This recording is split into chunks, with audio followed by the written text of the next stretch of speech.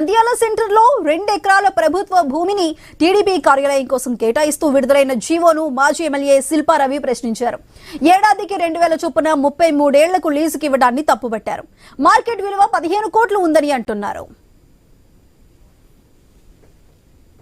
Telugu Desam party కార్యాలయం కోసం 2 ఎకరాల స్థలాన్ని ఎకరాకి సంవత్సరానికి 1000 రూపాయల చొప్పున అంటే 2 ఎకరాలకి 2000 రూపాయలలాగా నెలకు కాదు సంవత్సరానికి 33 సంవత్సరాల కాలం పాటు తెలుగుదేశం పార్టీ ఆఫీస్ పెట్టుకోమని చెప్పేసి జీవో ఇస్తారు.